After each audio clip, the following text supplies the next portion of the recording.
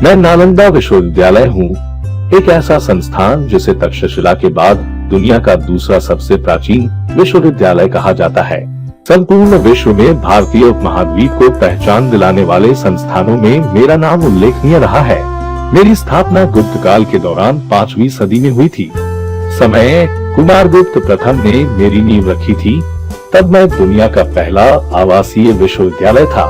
प्राचीन भारत का उच्च शिक्षा का सबसे महत्वपूर्ण केंद्र हुआ करता था।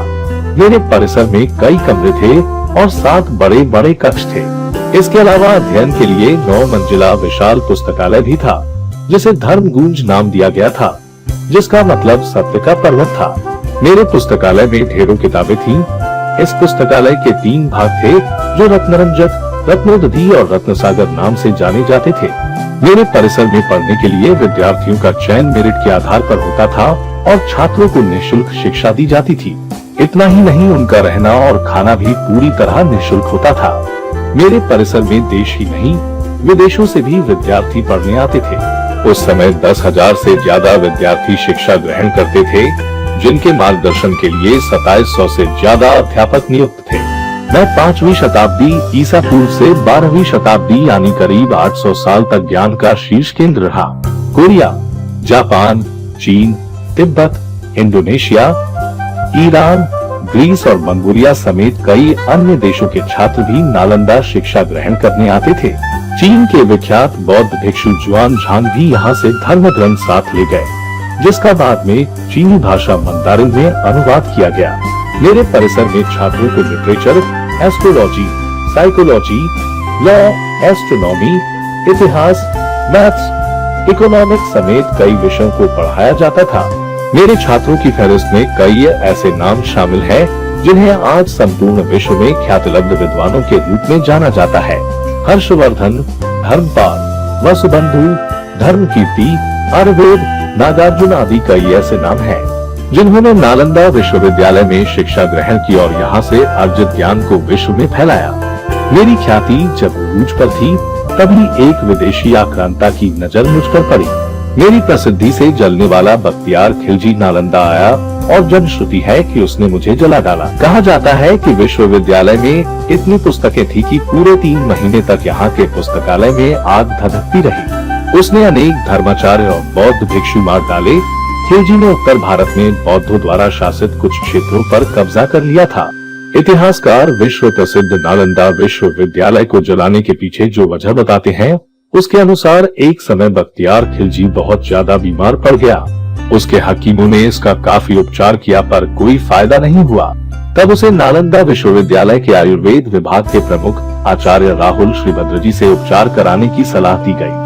उसने आचार्य राहुल को बुलवा लिया तथा इलाज से पहले शर्त लगा दी कि वह किसी हिंदुस्तानी दवाई का सेवन नहीं करेगा। उसके बाद भी उसने कहा कि अगर वह ठीक नहीं हुआ तो आचार्य की हत्या करवा देगा। अगले दिन आचार्य उसके पास कुरान लेकर गए और कहा कि कुरान की पृष्ठ संख्या इतने से इतने तक पढ़िए, ठीक हो जाएंगे। उसने पढ़ा और ठीक हो गया। उसको खुशी नहीं हुई, उसको बहुत गुस्सा आया कि उसके हकीमों से इन भारतीय वैद्यों का ज्ञान श्रेष्ठ क्यों है। बौद्ध धर्म और आयुर्वेद का एहसान मानने के बदले उसने 1199 में नालंदा विश्वविद्यालय में ही आग लगवा दी। वहाँ इतनी पुस्तकें थीं कि आग लगी भी तो 3 माह तक पुस्तकें चलती रही। उसने हजारों धर्माचार्य और बौद्ध भिक्षु मार डाले। खिलजी के ठीक होने की जो वजह बताई जाती है वह यह है कि वैद्यराज राहुल श्रीभद्र ने कुरान के कुछ पृष्ठों के कोने पर एक दवा का अदृश्य लेप लगा दिया था। वह थूक के साथ मात्र 10-20 पेज चाट गया और ठीक हो गया। उसने इस एहसान का बदला नालंदा को जला कर दिया।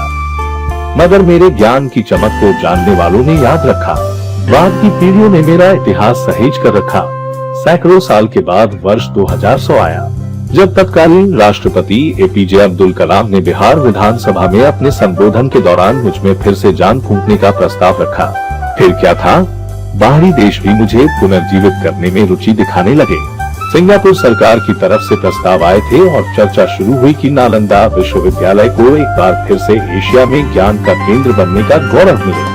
2007 में पूर्वी एशिया शिखर सम्मेलन में 16 देशों ने मेरे पुनर्स्थापना के प्रस्ताव का समर्थन किया।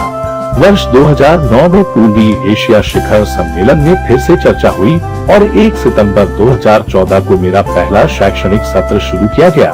हालांकि अभी ये राजगीर में अस्थायी सुविधाओं के साथ चल रहा है। इस बीच इसके पुराने स्वरूप को याद करते हुए विश्वविद्यालय को आधुनिक रूप में ढालने की कवायद भी होने लगी। मेरा नया परिसर 160 हेक्टेयर यानी लगभग 400 एकड़ में तैयार हो रहा है। गौरवशाली अतीत को समेटे हुए इसे आधुनिकता का बौद्धिक जामा पहनाया जा रहा है। राजगीर की पहाड़ियों के बीच बन रहा नया नालंदा विश्वविद्यालय इसकी शैक्षणिक महत्ता के साथ साथ प्राकृतिक शोभा बढ़ाने वाला होगा। इसी तरह आगे भी नालंदा से जुड़ी खबरों को जानने के लिए इस चैनल को लाइक करें, शेयर करें और कमेंट करें और सब्सक्राइब करना ना भूलें।